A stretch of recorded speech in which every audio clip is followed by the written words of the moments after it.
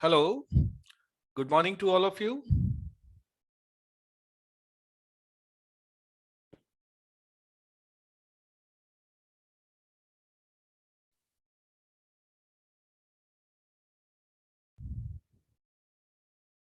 Hello, Ramya, Arpitha, Neha, Roshan, how are you? Hello, How are I'm you, Neha? fine. How are you, sir? I'm also fine. So let's wait. Maybe some of the students are facing some technical issue for joining the meeting. Let's wait. We Okay. can wait, right? Yeah, sure.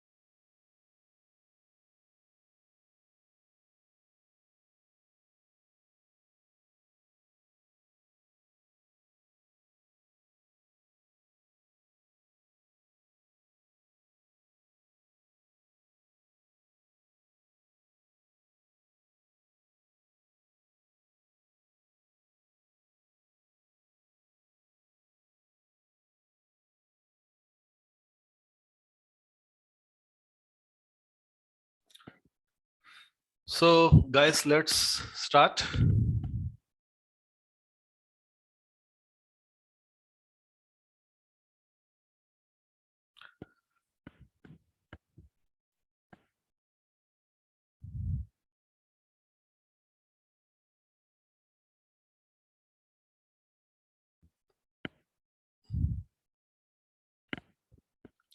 So is that my screen visible to all of you?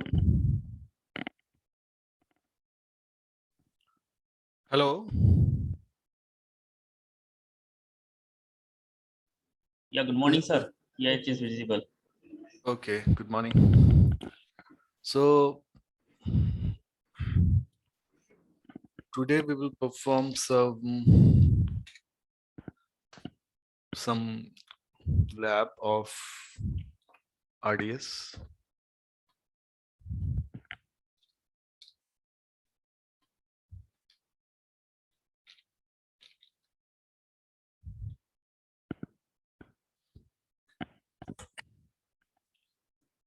So what we will do in our scenario, in our today's scenario,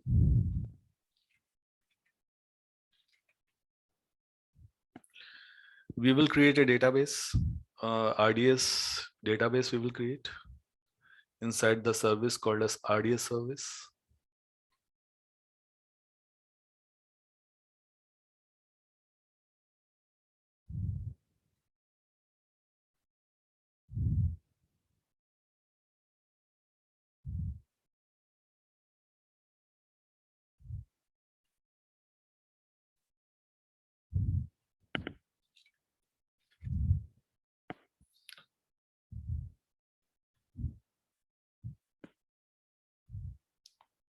So we will create a database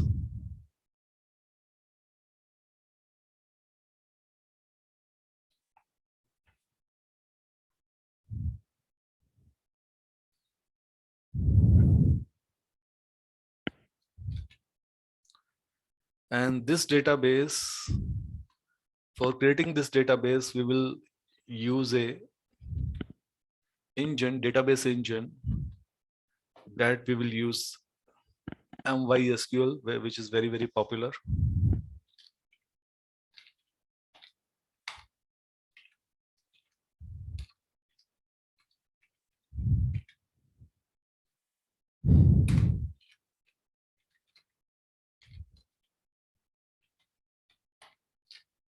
So MySQL database engine we will use,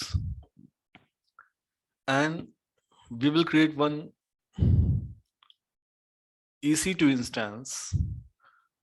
Means EC2 instance means server. We will create one server, and that server will be the Windows server.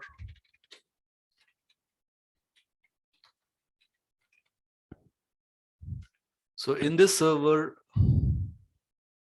we will install one of the client application. That a client application we are calling as MySQL Workbench.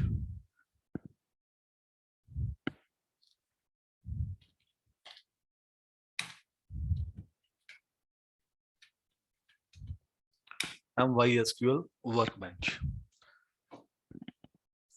So by using this MySQL client-based application, so this server, I'm assuming this is a client computer. Client means from where to whom we are getting the access of the database. So here, this database, whatever the database we will create, we will be able to access this database inside the MySQL graphical user interface, GUI. Okay, so the connection will be established in between this database and MySQL Workbench. This is the interface where we can see the database connection. First of all, we will create a database connection in between this database and the MySQL Workbench, and we will see what is inside the database. And from here, the database administrator will be able to manage the manage the tables, creates the table, whatever the task the database administrator do, they will be able to perform.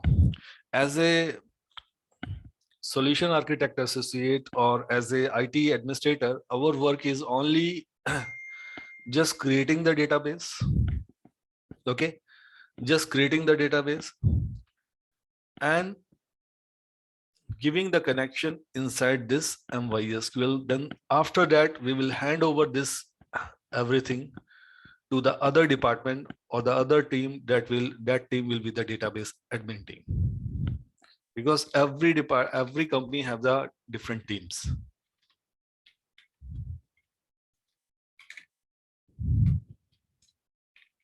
Okay, every company will have the different team.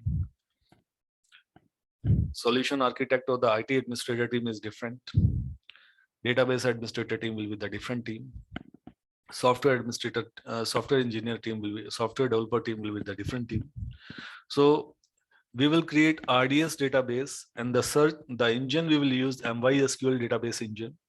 And by using this engine, we will create a database. And this database, we will give a connectivity. For this database, we will give a connectivity inside this server.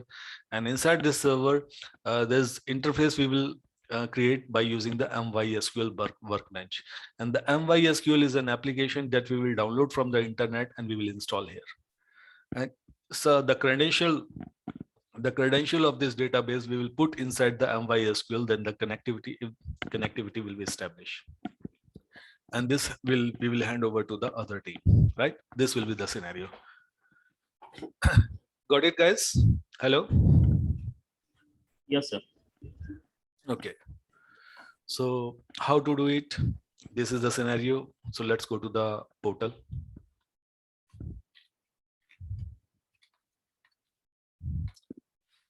AWS portal. Sign into the console.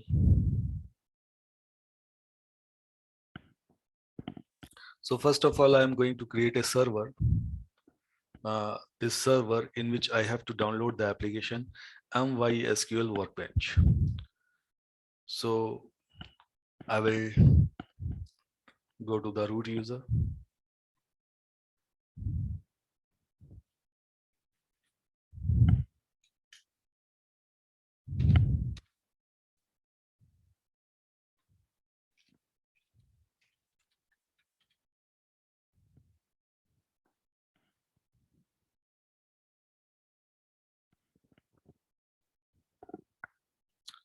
Then thereafter, what we have to do. So server we create inside the service called as EC2 instance service. So click over the EC2 service.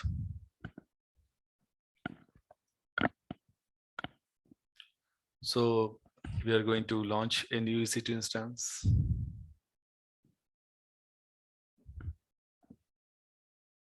So this is North Virginia. I am comfortable with the Mumbai region. So I will select Asia Pacific Mumbai.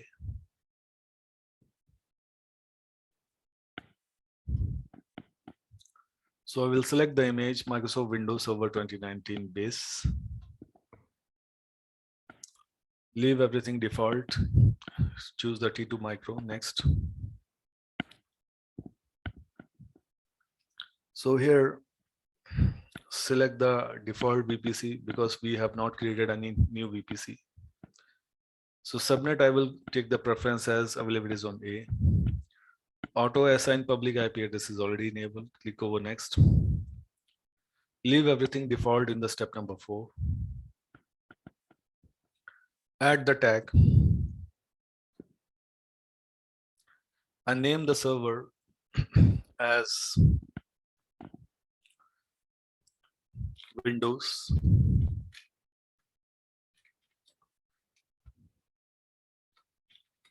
Server. Windows Server. Next. And here I'm going to add all ICMP IPv4. Maybe this server you want to create as a web server, then you require to add HTTP. Choose anywhere. Review and launch. Launch. choose an existing key pair. So existing key pair, I am choosing this one. Launch instances. Scroll down, click on view instances.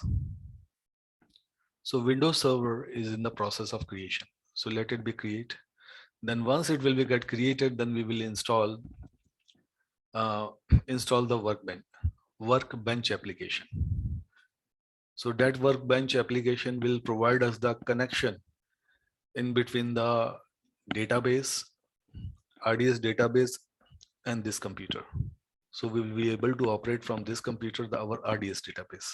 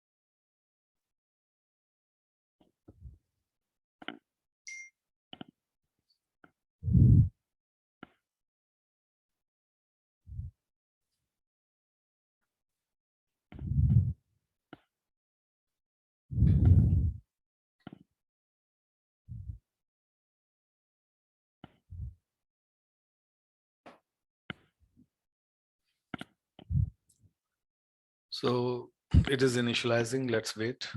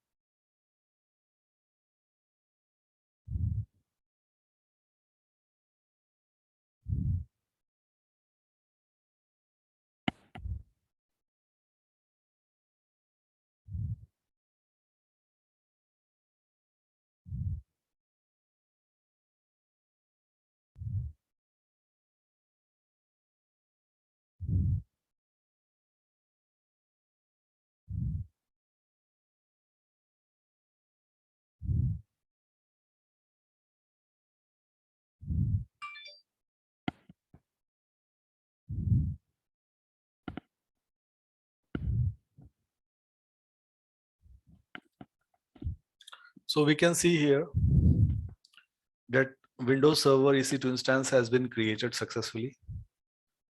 Go to the instance ID, copy the public IP address, and let's take the RDP access.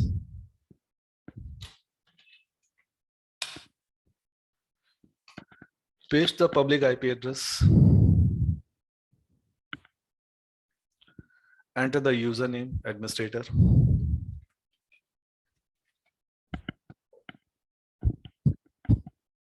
So get the IP password of this EC2 instance. Go to RDP client, get password, browse the key pair. So key pair I have saved in the desktop. So behind this key pair, there is a password. Click over decrypt password. Copy this password. Then paste this password. Click over OK. Click over yes.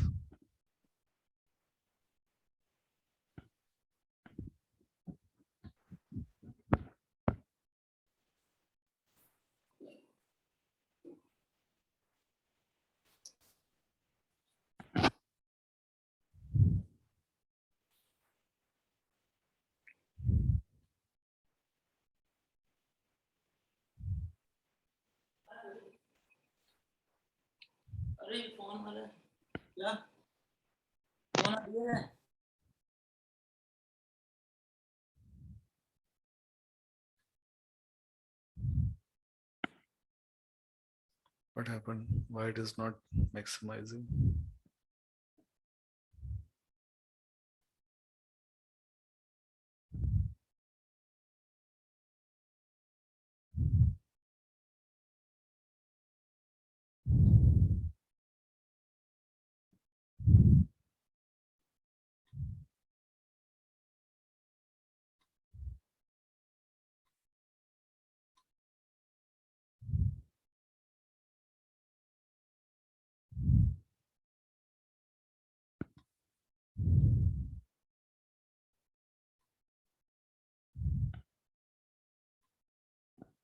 So guys, this is the EC2 instance. I don't know why it is not maximizing.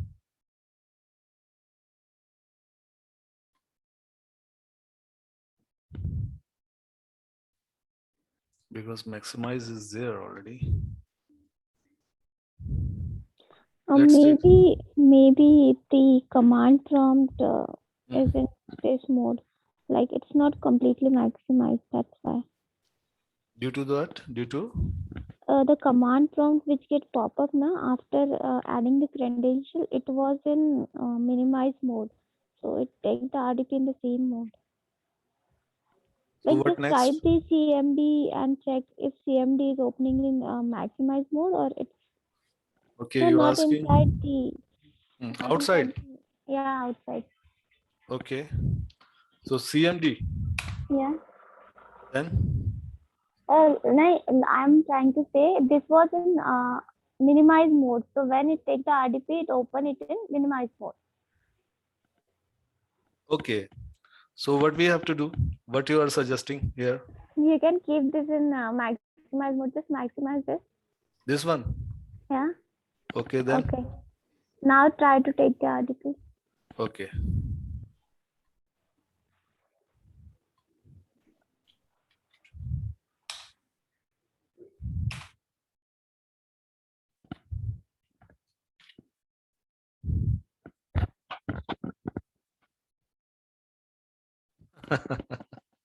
It's not working. Okay, so I don't know why. Maybe restart is required. Okay, leave it. We can see this also. Okay.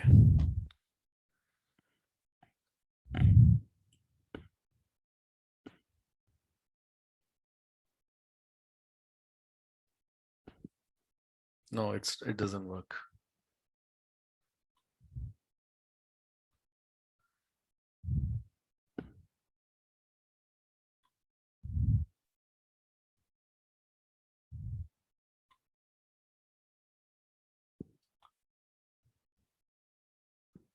Okay. So what we required to do? We required to install the workbench. So go to the server manager. In the server manager, we have a setting to disable the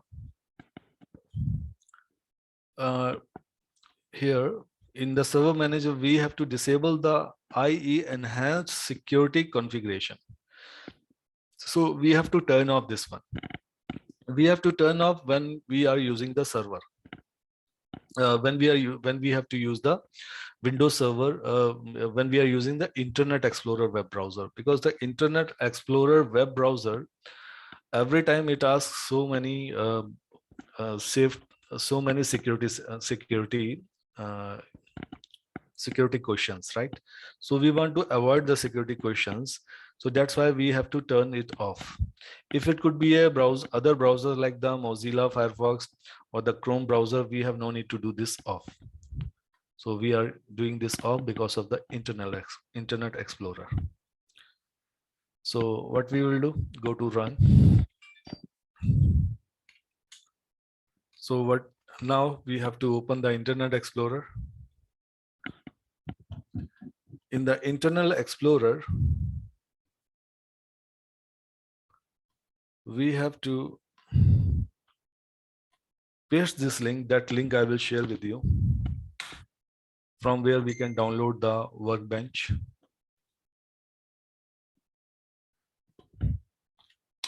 I shared it with you in the chat window. So you can see this is MySQL community download is there. So there's an option called as downloads. So click over the download. And here there's an option called as no thanks, just start my download. Otherwise it will ask you to sign up and sign in, log in. So click over run. Next. Complete is already selected. Click over next, install.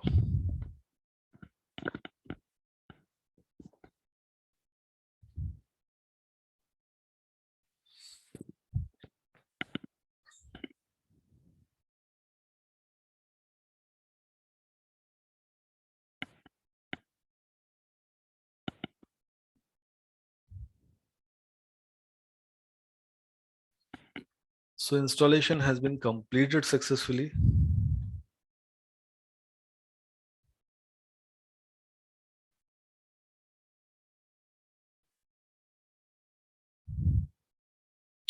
You can see welcome to MySQL Workbench. It has been installed successfully. Even this MySQL Workbench you can install in your laptop, in your local computer, whatever the computer that you are using for the work purpose. You can install this workbench in your local computer also. But I don't wanted to install this workbench, MySQL Workbench in my local computer. So that's why I created one server. So now we will proceed the steps for creating the RDS database. So for creating the RDS database, we have to go inside the services. So here we need to find out the service called as RDS. Click over the RDS.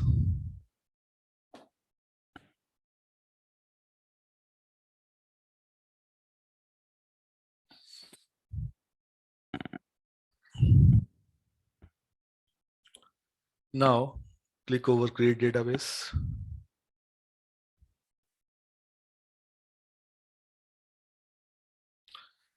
Okay, so guys, give me a moment, just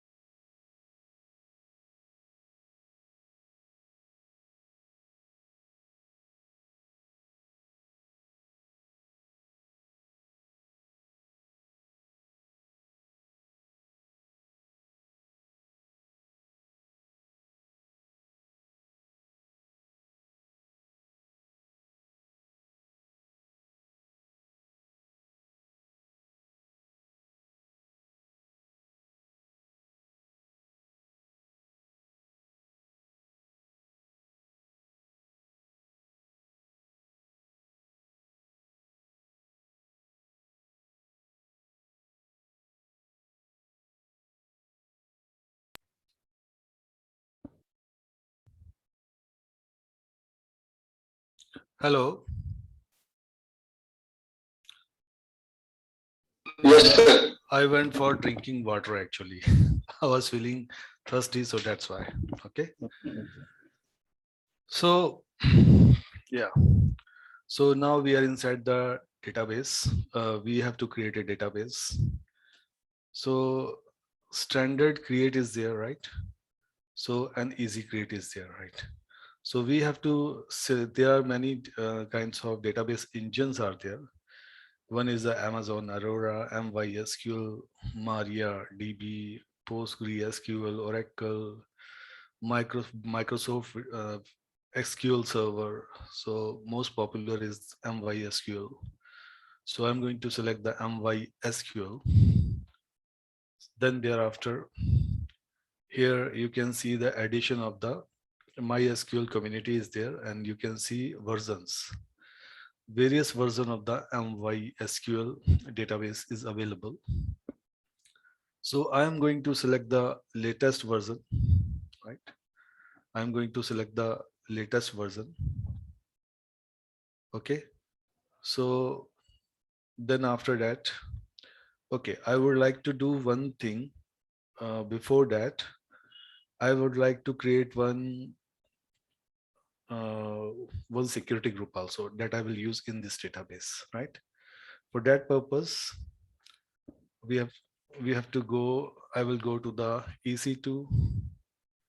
Inside the EC2. So inside the EC2, you can find at the left hand side, under the network and security, there is a security group option is there. So click over the security groups option. So here we have some security group which is already created before. So I don't want these security groups, right? So we can delete even these security groups.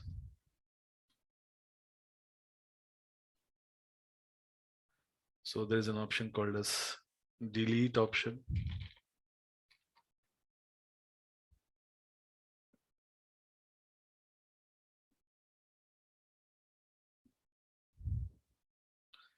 Right. So now I'm going to create a security group as per my choice. So I'm giving the name of the security group as RDS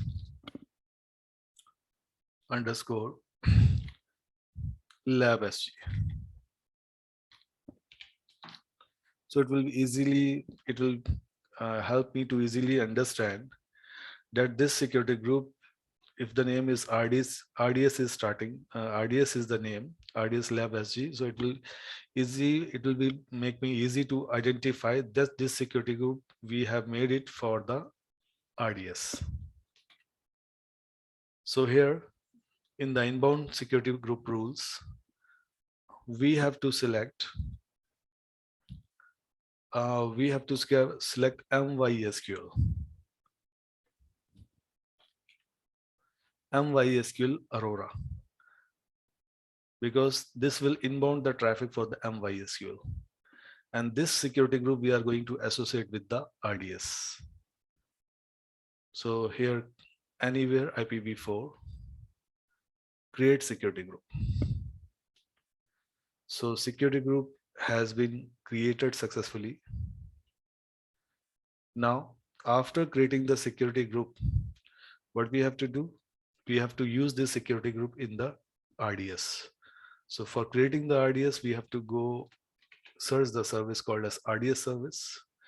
RDS is a managed relational database service.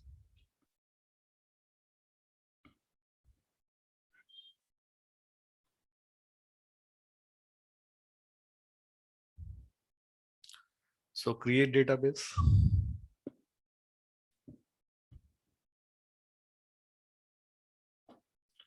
So now I will select MySQL. Scroll down.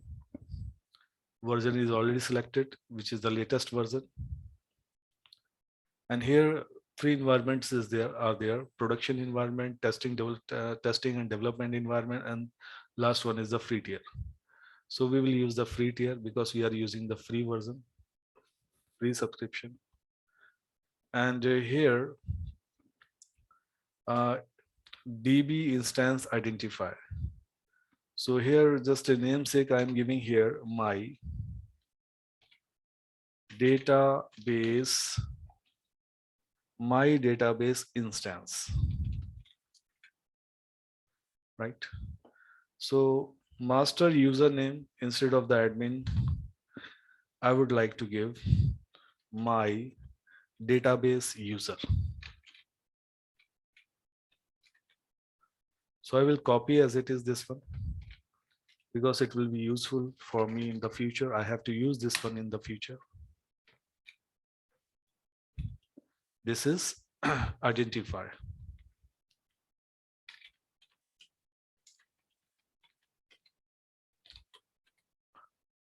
And user is this one, my database user.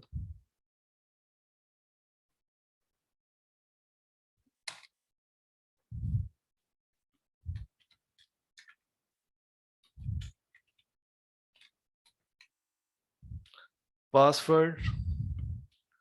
So password, I can give any password, right? So for the password, I'm giving here my database password.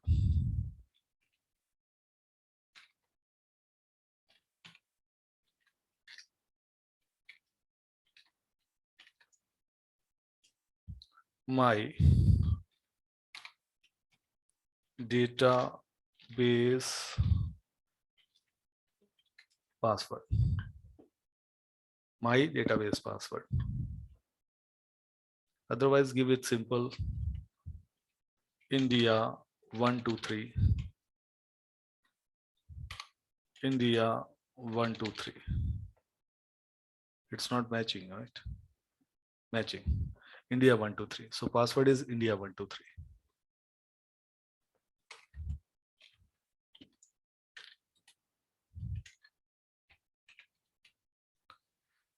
So these three things you have to note. No, you should note on the notepad. So now what next? Here we have to select DB T2 micro because we are eligible for the T2 micro only, because we are using the free tier eligible.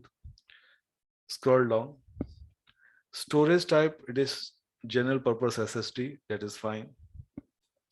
And allocated storage size is 20 GB. So we are getting the default size 20 GB. That's enough for us for the testing purpose. If in the production environment, if in the live environment or the company environment, the company people will tell you how much size you have to take it. Then after that, storage size you have selected only. So auto scaling we need to uncheck, because we are using the testing environment. We are using the free tier, because the auto scaling will cost you. Availability and durability, it's uncheck. So here you have here connectivity, virtual machine, private cloud, which is the default cloud. We are using default one. Then the security group you can see here. So what security group we have created? Subnet group, right? So subnet group is default. Let's take the default. Okay, nothing, just a default. And here public access. You want to provide the public access? Yes, of course, we want to provide the public access. So now VPC security groups. So I would like to choose the security group which I have created. I will delete the default one. So security group I have created RDS Lab SG. So this was the name of the security group that we have created. So so it's selected. Availability zone, right? For the availability zone, I will select A1A.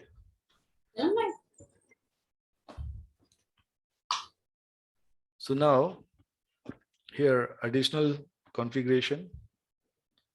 Initial database name, I am giving here my database. Just the name of the database I can copy this information also.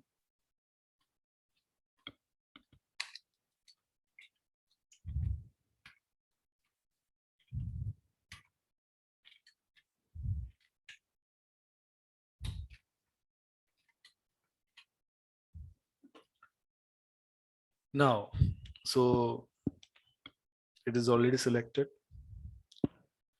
Auto enable automated backup. So backup is also will cost us. So I will uncheck this one. Monitoring also cost. Uncheck everything, leave everything, take everything default. Click over create database.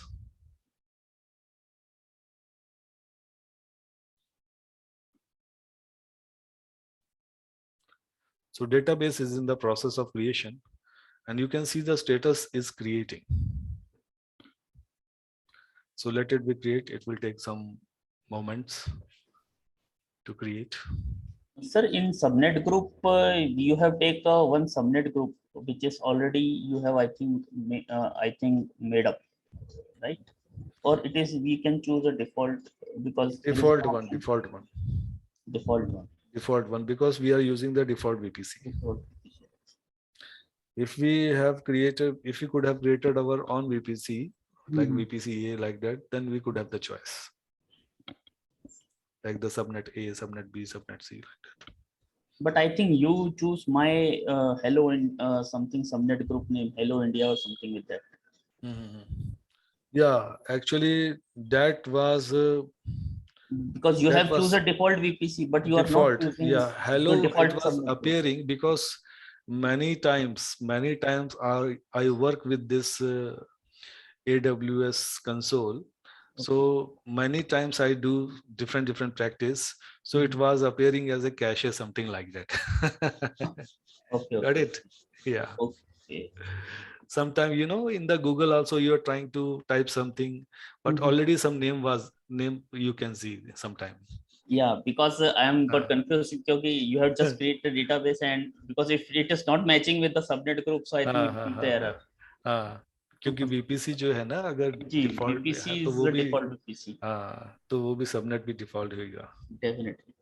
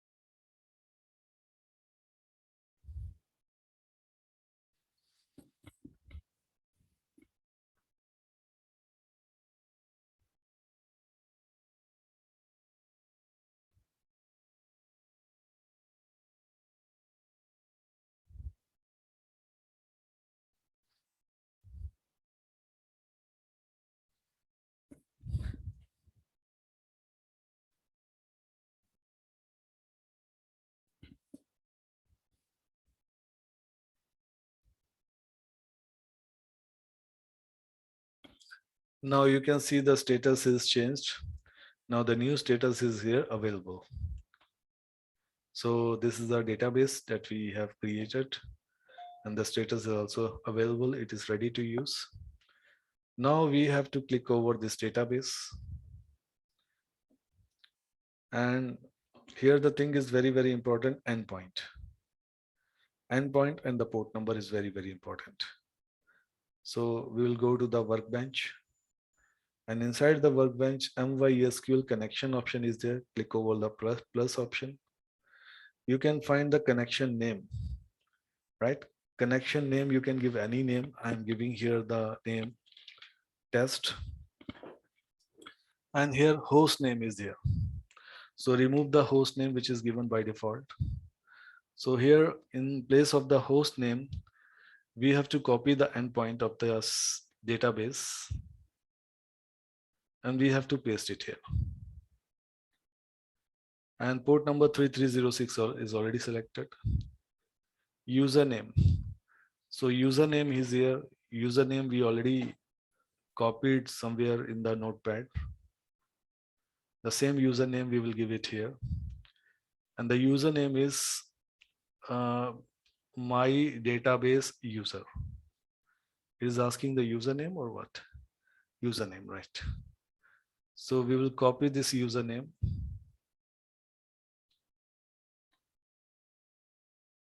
And we will paste this username. And here there's an option called as store in Word, password, store in Word. Click over there. It is asking to paste the password, to enter the password. And the password is also somewhere we copied on the notepad. India 123. I will copy this password as it is. I'll paste this password here. Okay. Done. Click over test connection. You can see successfully made the MySQL connection, information related to this connection, and the connection has been established. A successfully MySQL connection was made with the parameters defined for this connection. So click over OK, done. So if whatever the connection we made it will display here. Click over this one. You can see, we can see the console, right? So this is this everything what you can see, it is from the database. So now the database connectivity has been established successfully with this workbench, and we will be able to manage. So this is the query one. Here we can type the commands, right? For the testing purpose, what I have done, I have kept some commands that I will share with you also. One moment.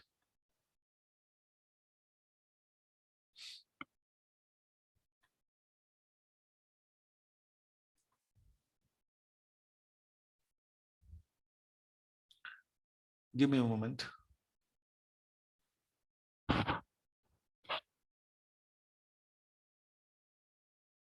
So these are the commands. So these commands, the first is the create database student DB. So this command will create a database with the name student DB.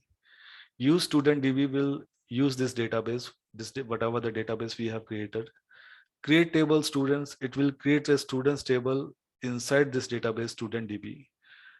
Then student ID, int, auto, increment, right? So these are the variables we are defining.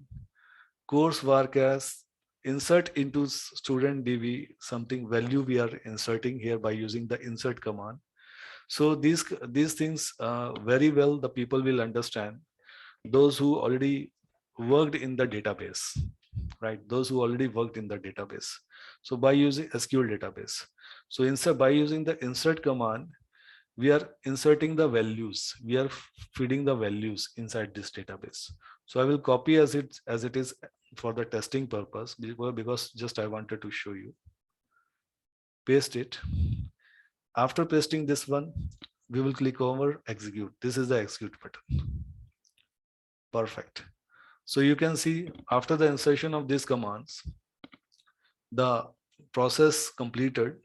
You can see action output, and you can see the database has been created with the name student DB, and these are the records also inserted. Then this is the way. And rest of the task, those people who are the database administrator in the other team, other department, database administrator department, database department. So that people will take care of this rest of the part. How to take the backup, how to export, how to insert the data, all these things like that. Those who have done the professional course in the database. So up to this one, creating this one, making the connection, and establishing the workbench, all these things, till this thing was our task. So rest of the things will be performed by the database administrator team, right? So we will hand over this thing as it is to the database administrator team. Then they people will take care of rest of the things. Okay, guys, clear? Sir, I have one doubt. So we have select the workbench or any database as per the requirements, right? Like if MySQL is not required or any other field required, then we have to download some other workbench here in the server, and we have to make the RDS connection with that particular database in RDS Correct. service, right? Correct. Okay. So guys, this is the way how we can do it. Okay. Sir, please share these commands. This commands, okay, I'm sharing this command.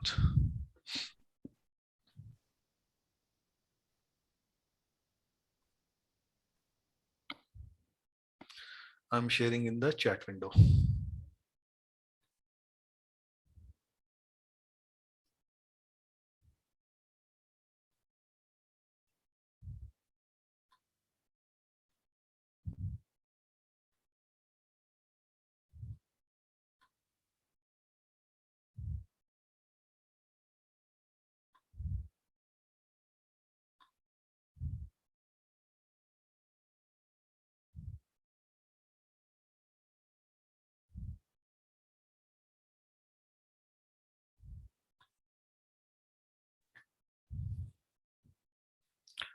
Guys, I shared with you. Just check it.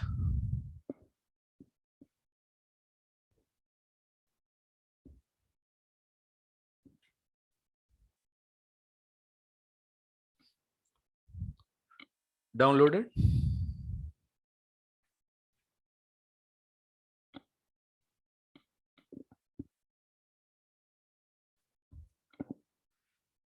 Guys, you have downloaded? Okay. Rama is saying yes. Okay. So now our next is the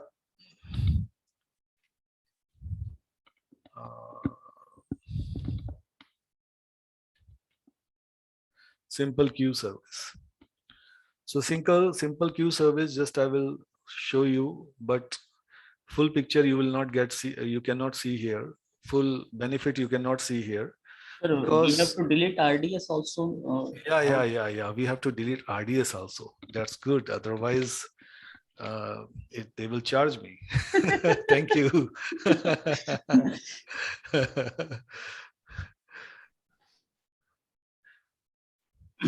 I save you a lot of cost. Yes, yeah, you saved my lot of cost. Yes, in the previously also you told me so. Okay, so when we have to click on the databases. So select this database, action, delete, and here it is asking for the confirmation. To confirm deletion, type delete me. Delete me, we need to type delete me. Then here uncheck create final snapshot. Give your acknowledgement. I acknowledge. Then here you need to type delete me.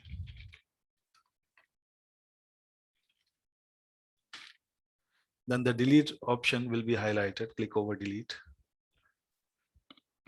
Now it is going to be delete. Let's wait.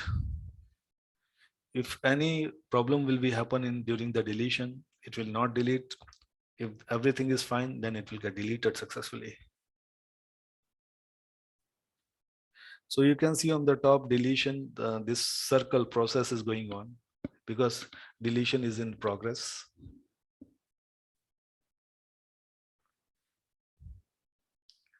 And guys, this is very, very good because you have no need to worry about the space.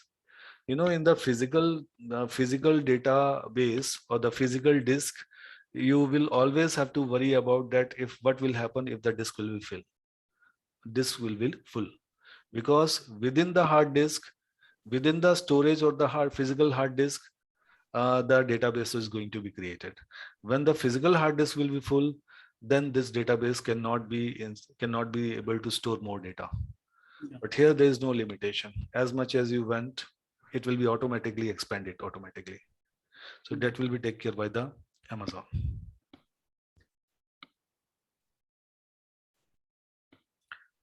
So scalability is there. It will automatically scale. It will be automatically scale up.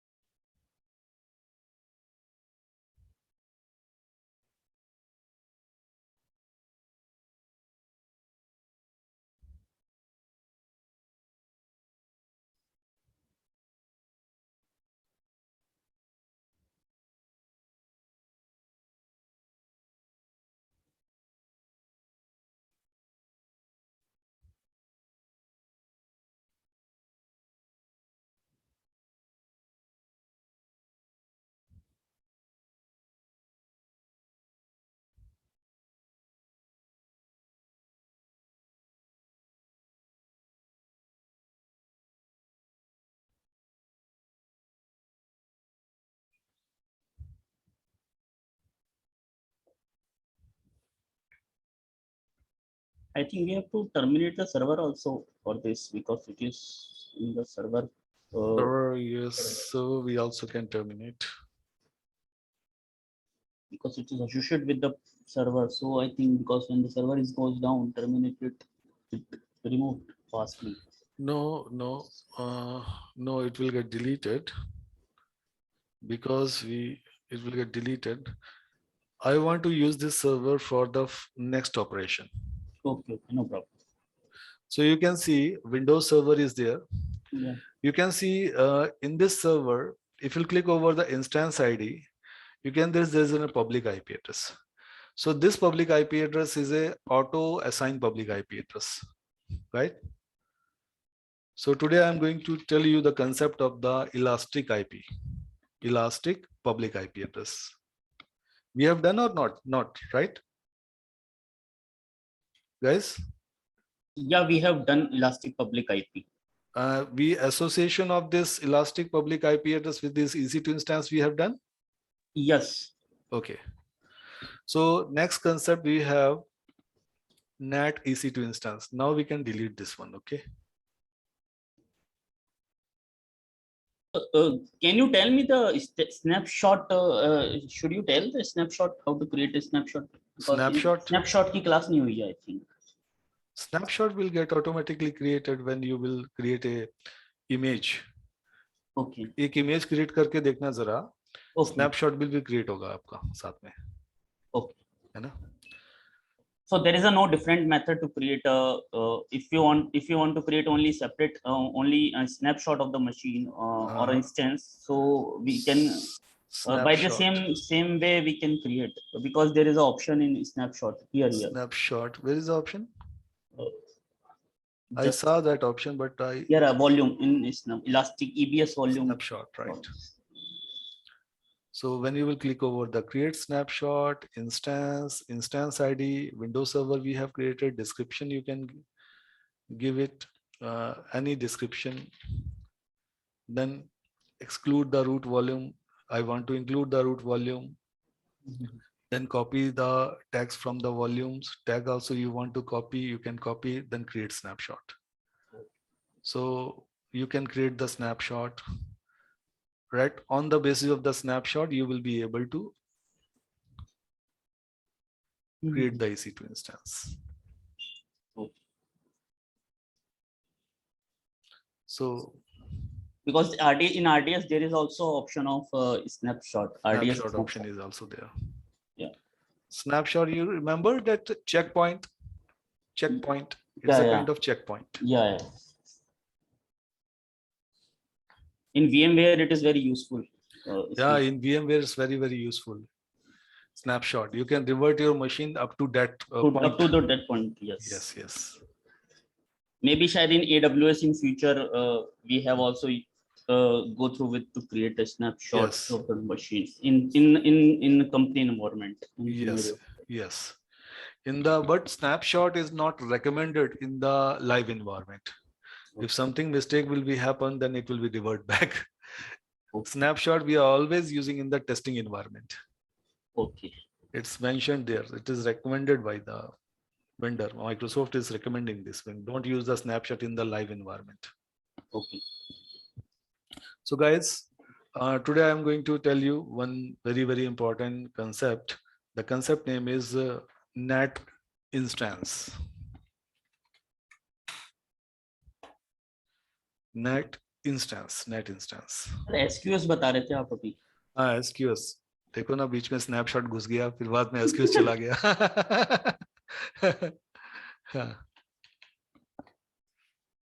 Simple queue service. So as we understood about the SQS service, it's a simple queue service. The full-fledged use of the SQS service we will see in that kind of scenarios where there is a proper team of the database, there's a proper team of the what we can say database administrators, software developers also, and and the IT this solution architect associate. So then then the software developer, they have to integrate the application. Consumer, remember consumer. So three terms we were discussing. One is the producer, second one is the SQS, third one is the consumer. In the consumer, we were understanding about the Paytm server, right? Paytm server or the Google Pay server or the PhonePe server. But here there is no team. So here just we can see here standard method is there, FIFO method is there. So standard, if you use, just give a name of the SQS. So I'm giving the name of their demo SQS. And visibility timeout, remember visibility timeout. Visibility timeout means if consumer, one of the consumer server will pick up the data, pick up the message from the queue, then it will be invisible for the rest of the servers in the consumers category, right? Because we can have the multiple consumers, multiple Paytm server 1, Paytm server 2, Paytm server 2, 3, Paytm server 4. If the one of the Paytm server 1 will pick up the message for the process, then the same message will be invisible for the other Paytm servers. So that is called, that will comes under the visibility timeout. So 30 seconds approximately time will be there. Within 30 seconds, the message will be processed. Message should be processed. Until 30 seconds, it will be invisible. The message will be invisible for the other Paytm servers, right? That is the same setting. Delay, message retention. Message will be, if you want to keep the message, retain the message in the SQ till the 4 days, you can give the time period fixed 4 days. Maximum message size 256 KB. So rest of the settings you can do as it is, then click over create queue. So queue has been created. If you'll click over here, click over the queues. So demo SQS queue has been created, right? Right now there is no message, there is no message in flight, there is no encryption, right? So all these things, message will become in the queue, all these things when you will integrate this queue with the consumer or the Paytm server, something like that. So this was our part. The rest of the part will be the responsibility of the developer team. So this was about the SQS. So now, guys, one important thing and interesting also thing that I'm going to tell you, that is NAT instance.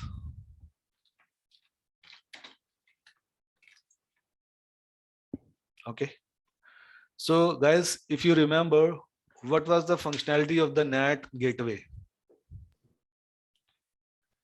Any opinion from your side? Ramya, Roshan, Neha, anybody? NAT gateway enables the internet connections inside the VPC. If the two inside the VPC, if you have a two if you have create a one VPC in which there is a two server, one is the application server, is a database server, and if you didn't want to give the direct public access to these servers, if you use the NAT gateway service, it gives the enable the interconnectivity. Didn't give the public public IP to the connection to the public access to the public. It gives internal connection to the internet to the internal servers. So that if you give the NAT gateway, attach the NAT gateway to the one of the database server, then the query goes to the database server and then it reverts back to the main server. Correct. And from that main server, you got your resolution. The customer get their query resolved from that particularly main server. Correct. Ramya is saying something in the message. It get info from the DB server according to the user requirement. It get info from the DB server according to the user requirements. Okay, good initiative. So I will tell you what is NAT instance. So here, let's say we have a VPC and the VPC name is VPC A.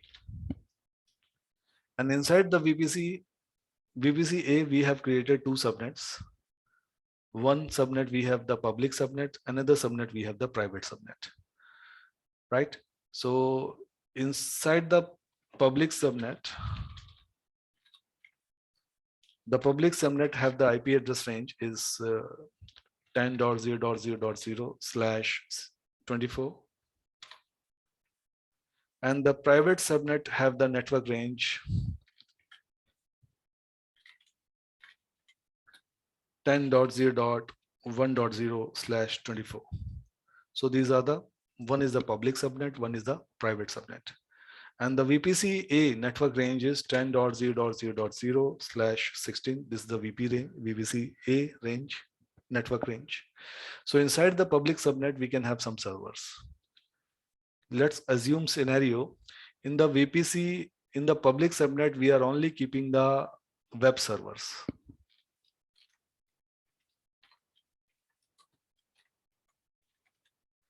In the private subnet, we are only keeping the DB servers, means database servers. So Ramya, that was your concern, right? Ramya? Okay, I think my voice is, yes, she is saying yes. Okay. So in the private subnet, we are keeping the DB server, database server. So guys, web servers, we expose the web servers, but we don't expose the DB servers. So DB servers we are keeping inside the private subnet because we don't want to. Okay, Ramya's mic is not working. Okay, no problem. But you are able to listen, right? Okay, continue, no problem. So DB servers means the database server. So database server we will keep inside the private subnet. So we are keeping the database server in the private subnet because the servers in the private subnet will not be accessible from the outside. Nobody can access the private subnet resources from the outside, right? So both of the servers, because in the private subnet, the internet gateway is not connected, IGW is not connected. In the private subnet, there is no internet connection running by default, right? So here, both of the servers, even database servers, doesn't have the public IP address. If there is no public IP address we assign to the database server, then nobody will be able to access these database server directly from the outside, right? No public IP, private IP only. Private IP addresses only. But in the public subnet, we are keeping the web server. And for the web server, we will assign the private IP as well as the public IP both.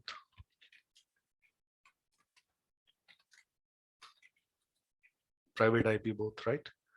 So guys, just think about that. There is a university. The university name is www.exampleuniversity.com. Right? www.exampleuniversity.com. So if we want to access, if the student want to access the result that he passed or failed in the examination, he is doing some course from this university, from the www.exampleuniversity.com. There is one student.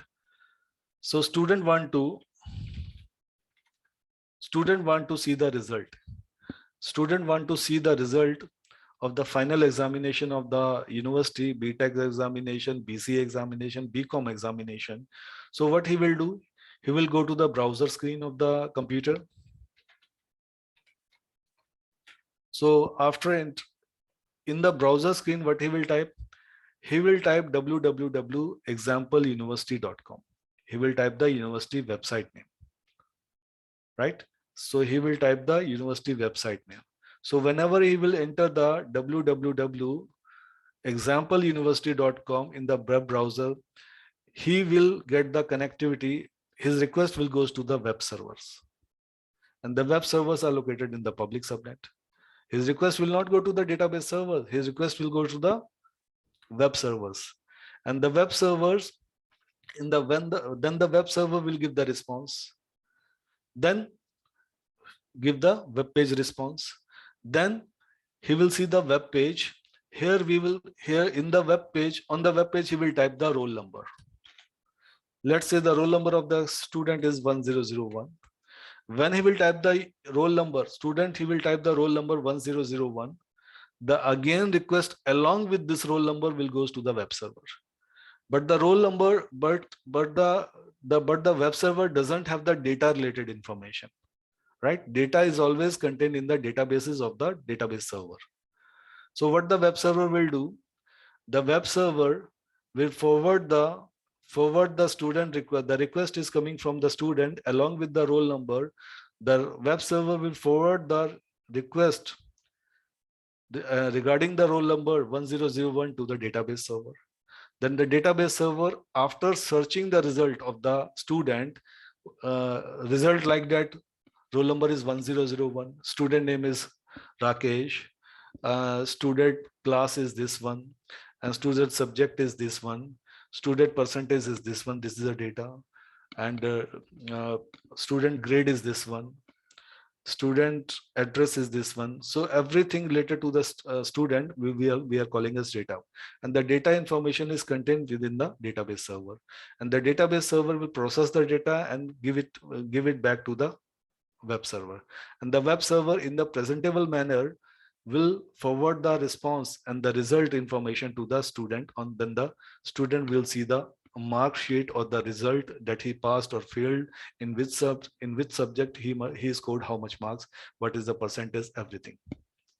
But so what you see in this scenario, you have seen in this scenario, you noticed in this scenario, the student is not interacting with the database server. The student is interacting with the web server, and the web server, for getting the information, for giving the full information along with the data, for contacting to the database server, then the database server, after processing the result on the basis of the roll number, giving it back to the web server, then the web server will forwarding the result along with the data information to the student in the presentable manner.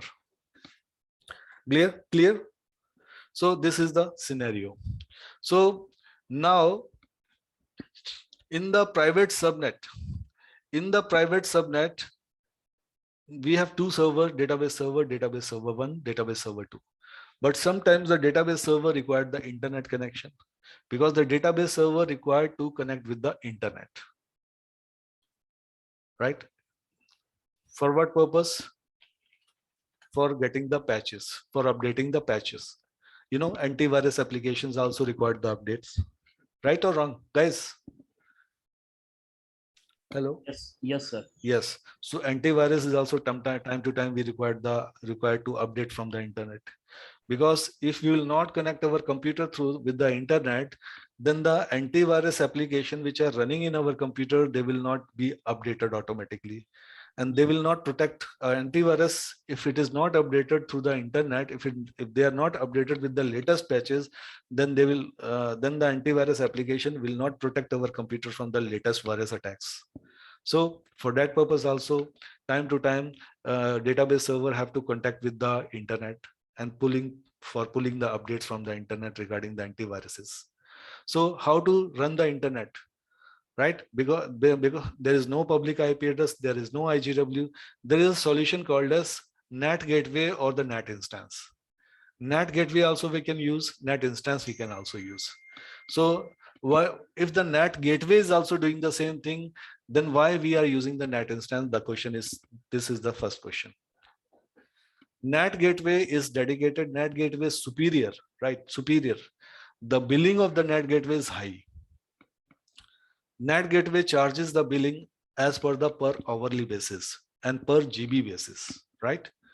NAT gateway, per whether you will transfer the data or not, whether you will use that data or not, whether your computer or the machine will pull the updates from the internet or not, right? But the NAT gateway, in every hour it will charge some money in dollars. So that's why the NAT gateway is costly. This is the one point of the cost. Second point of the cost is that NAT gateway will charge according to the per GB of the data transfer. If 1 GB data transfer will be happen to and from the subnet, to and from the subnet to the outside, from the internet to the private subnet, then also the NAT gateway will charge. Okay. So that's why, but the NAT instance will be cheaper. If you NAT instance is just a server, that extra server that we will create inside the public subnet, and through this server, the internet will be forwarded inside the private subnet. Getting my point? It's just a server. It's just a virtual machine. So through this server will through the netting process will pull the internet connection from the public subnet and forward it to the private subnet. Right? So now the NAT instance will not charge on the per hourly basis. It's just a machine, right? So that's wherever the company doesn't have the quality issue, okay, they will okay with the if the quality is not quality is average, then still it's okay for the company. Then they can use the NAT instance because the NAT instance is cheaper. But NAT gateway will charge you on the per hourly basis, right? 1 second, I will show you something.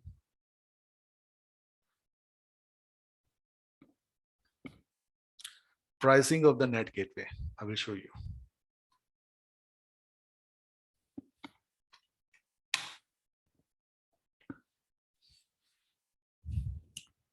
You can see here, Amazon here,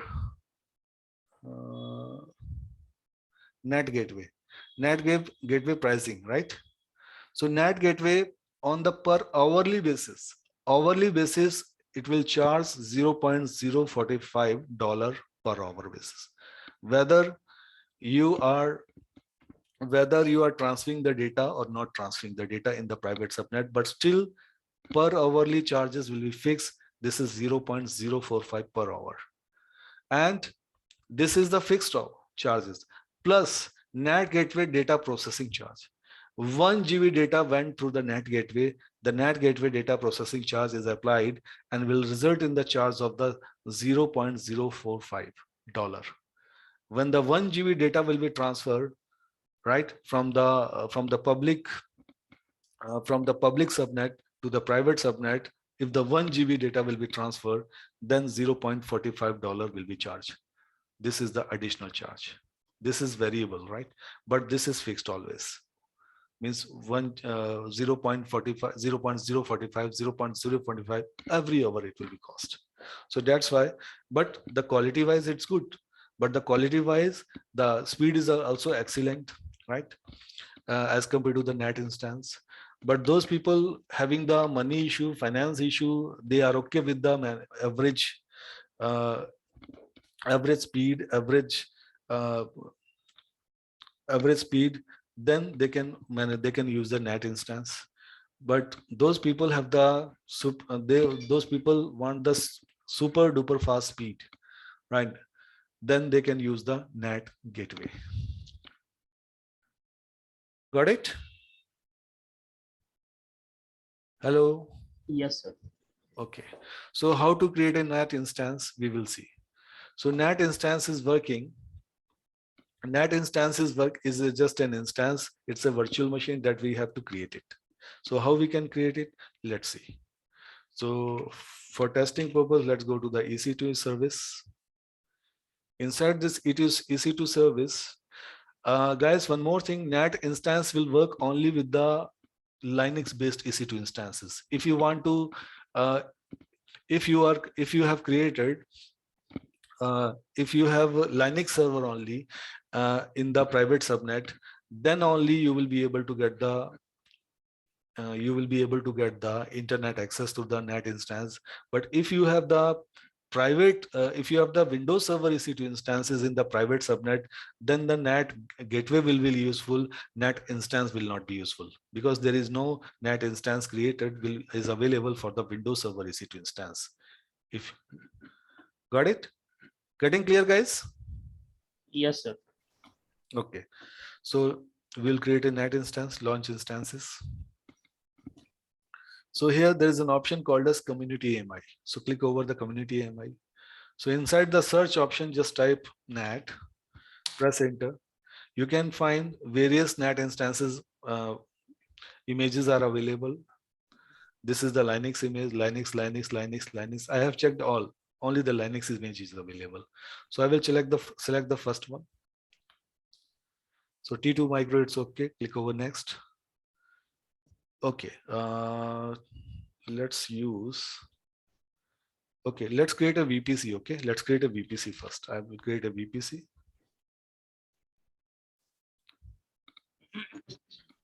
Your VPCs. So I'm creating a VPC with the name VPC1. Network range I am giving here 10.0.0.0/16. Okay, now click over create VPC. So VPC1 has been created. Now we have to create two subnets inside the VPC. Create subnet. Select the VPC1. And here I'm giving the name of the subnet as public subnet. And here availability zone I'm checking, selecting here A and 10.0.0.0/24. I will create the second subnet, simultaneous subnet 2. Subnet, okay, this is private subnet. Private subnet. Preference is availability zone. I am selecting availability zone A. So here 10.0.1.0/24.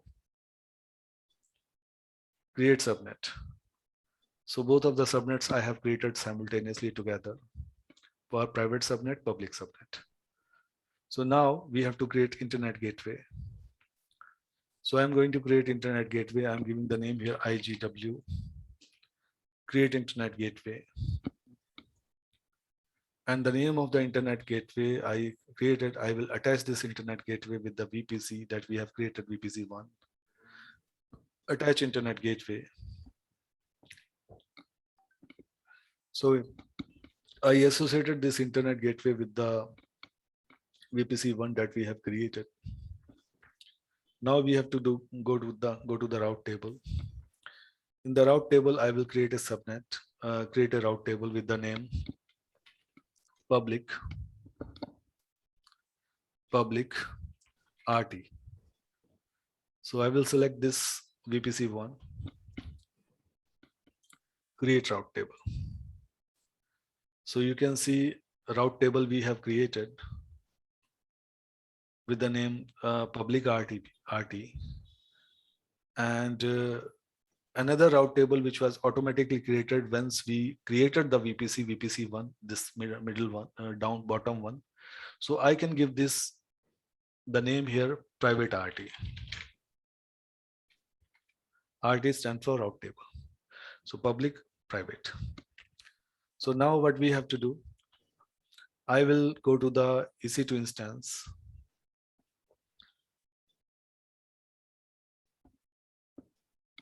Click over EC2 instance. Okay, one more thing. Public RT we have created, right? But we have to add the entry and associate the subnet also. So select the public RT, click over routes, edit routes, add routes. So we want the internet connection, right? So select this internet connection and IGW, internet gateway. IGW is the internet gateway that we had created. Click over save changes. So internet will run in the public subnet. So we are done. Now we have to create the EC2 instance. So EC2 instance we are going to create inside the Mumbai region, which is the Linux NAT. So we have to create the associate the subnet. Yes. We have to associate the subnet also, subnet association. So edit subnet association. So public subnet association, public subnet, right? Save association. We associated the subnet also. Go to the EC2 and here click over launch instances, community AMI. And here we will type NAT. So NAT EC2 instances will be available. NAT images will be available. So select the first NAT image. And this is the Linux based image. So Linux operating system will be installed. So select everything as it is in the step number 2. Click over next. And network. So here network we will select VPC1. Subnet we will select what subnet we have to create it, public subnet, because the NAT we have to create, we have to keep the NAT always inside the public subnet, because from the public subnet it will fetch the internet connection and forward it to the private subnet. Auto assign public IP address, we need to make it enable. Next name here, name of the EC2 I will give it here, NAT server.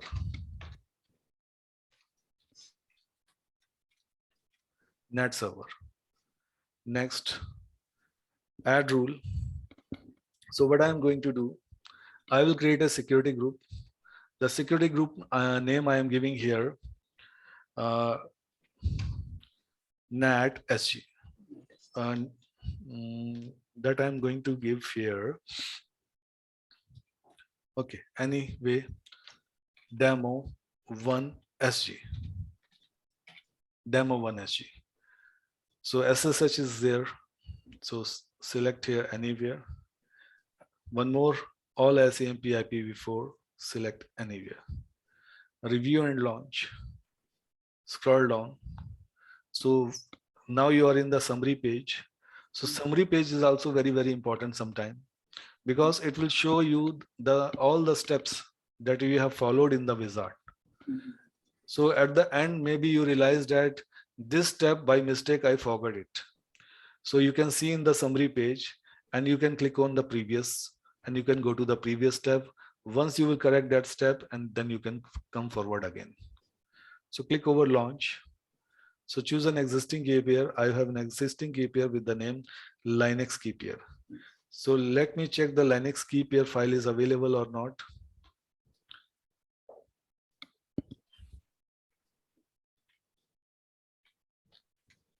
I think it's in the download folder.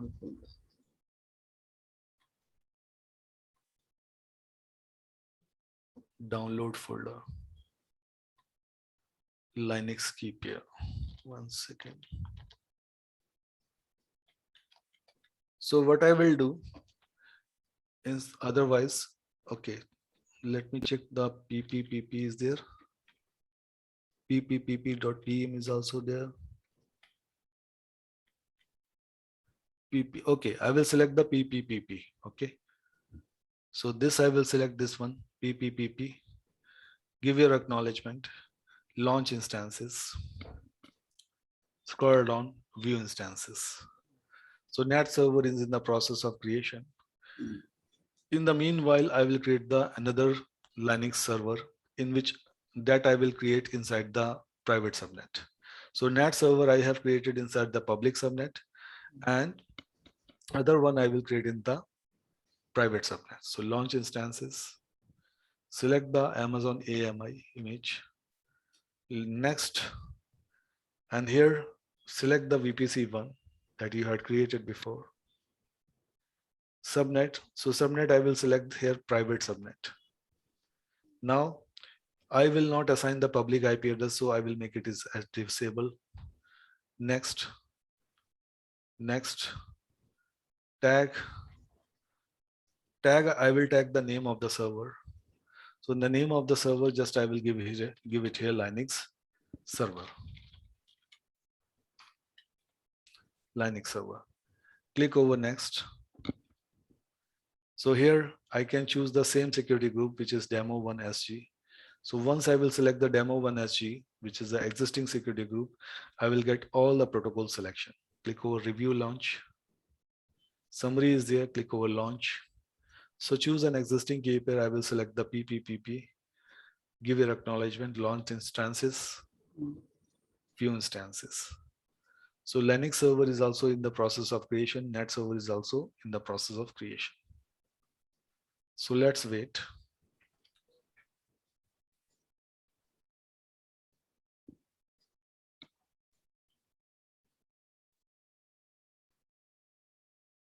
Can we create another NAT server in the place of Linux server?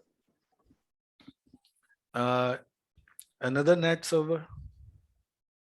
Means you have to take a Linux AMI in place of this. Can we take one more NAT server, and in that NAT server we have just follow all the steps as it is? We can create, no problem, but there is no use because the one NAT server is enough. We can create. Yeah. So that NAT server will work like a simple server because one NAT server is enough. Yeah.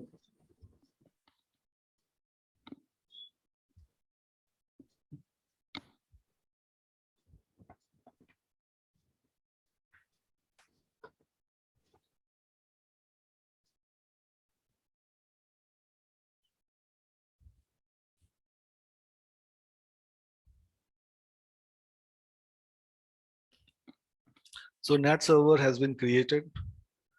2x2 checks passed. Click over the instance ID, copy the public IP address. So we require the PuTTY application. So PuTTY application I will open. I will paste the public IP address of the NAT server. Go to the SSH, go to auth, go to browse. And here I have a PPK format file, ppp.ppk that I already converted in PM. I already converted into the PPK. So click over OK, open, accept. So EC2 -user, we got successful login inside our. We got successful connection from our PuTTY application to the Linux NAT server. So this is a NAT server.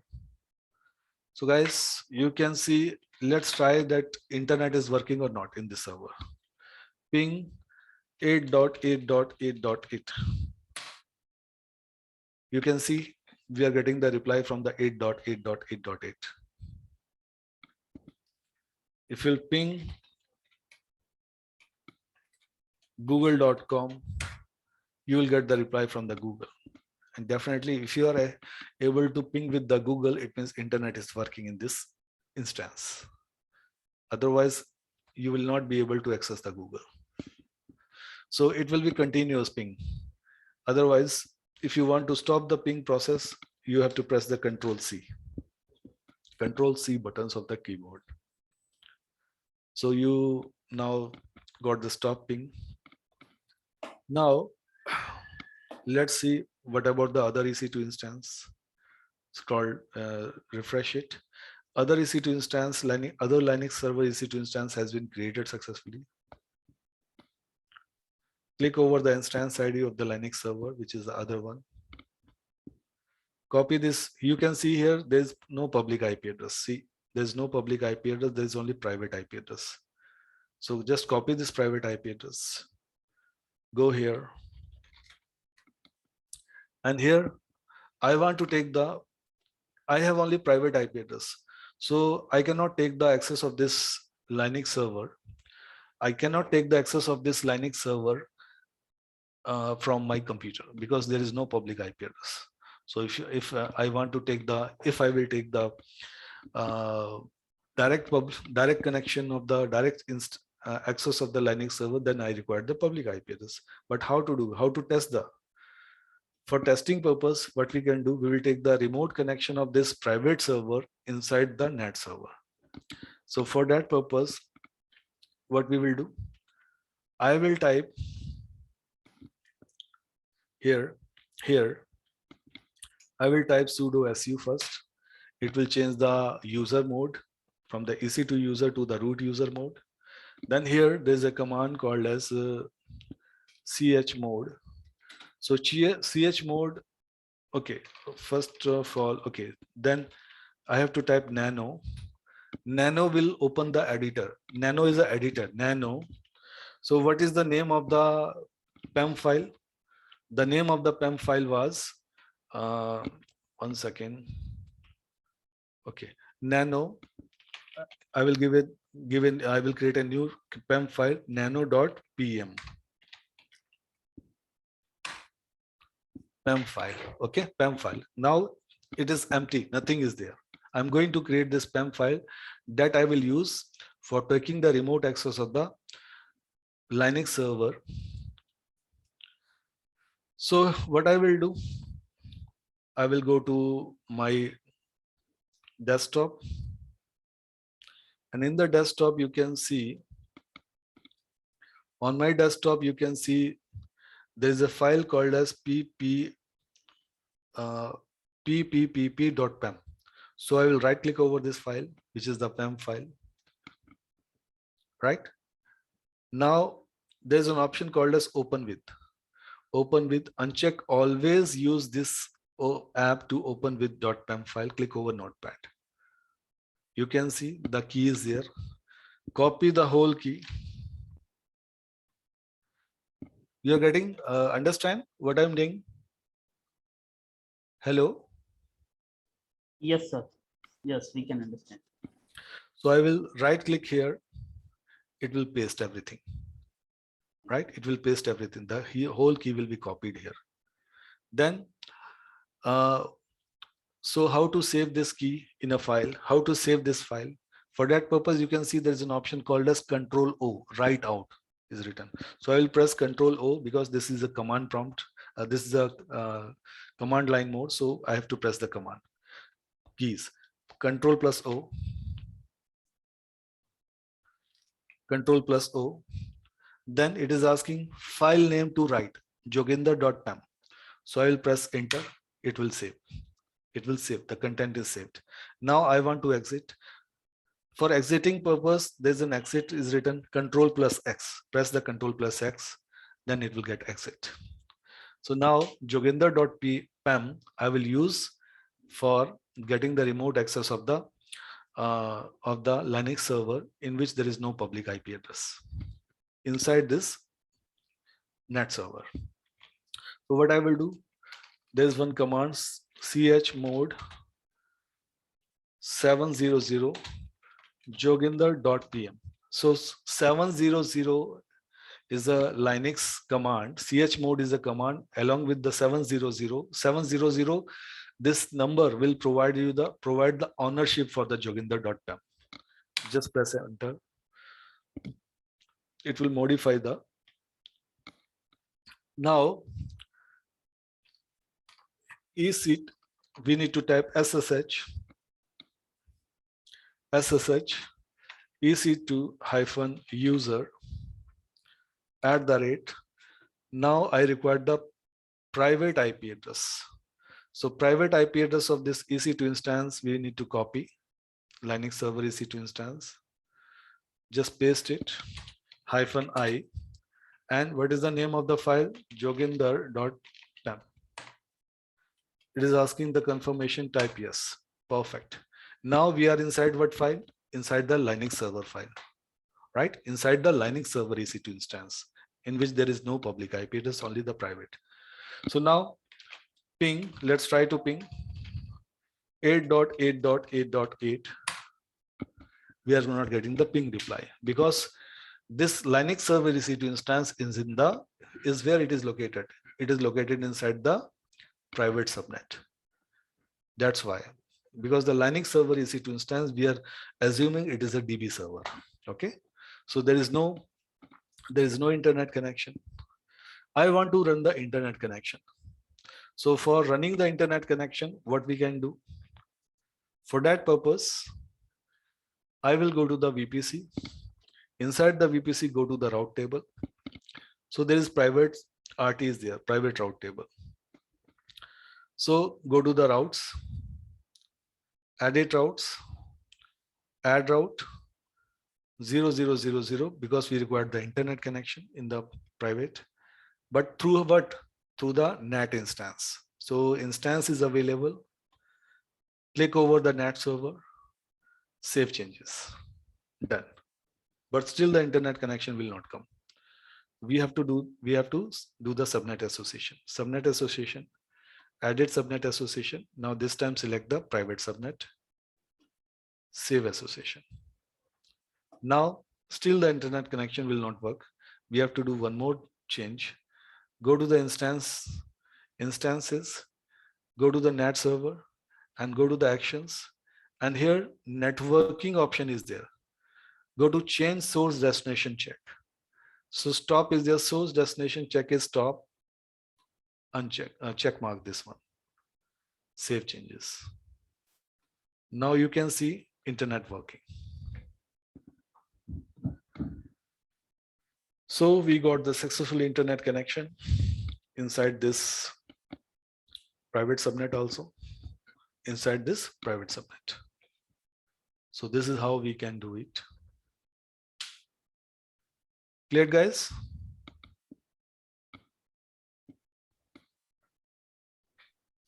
Hello. Yeah, yes sir. Okay. Means हमने public जो subnet था उसमें private subnet की first we have to enter into through a public subnet via into a private subnet, मतलब private subnet की entry public subnet में कराई and then route tables में एंट्रीज को एडिट करके वहां से कनेक्शंस को इनेबल किया. Correct correct correct. And CH mode से जो है हमने यूजर की परमिशन दे दिया, ओनरशिप दे दिया, ownership 700 and read write execute to the ownership पूरी दे दी, उस फाइल के ऊपर दे दी हमने परमिशन, ओनरशिप, है ना. लाइनक्स का ये सब चल रहा है. बिल्कुल. So now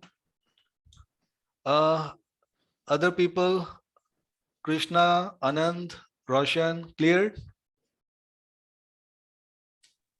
Yes, sir. Okay, so now Yes, we are sir. going to delete our resources.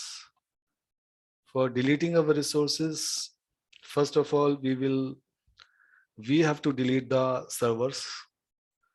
So servers we are going to. Sir, I have to ask a question. ये joginder.pem आपने एक फाइल न्यू क्रिएट करी थी. हाँ. Why it is the requirement? Means हम ppp.pem में भी entry कर सकते थे using हाँ. the vim editor.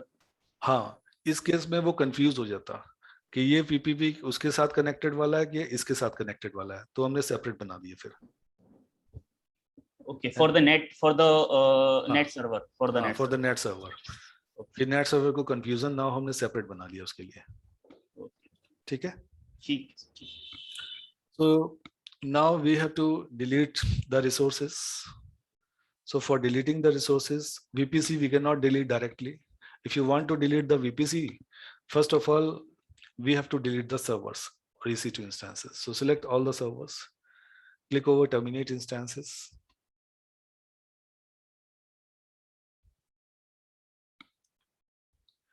वो स्नैपशॉट लिया था उसको भी डिलीट कर लेते हैं, अदरवाइज मेरे को कॉस्ट आ जाएगा.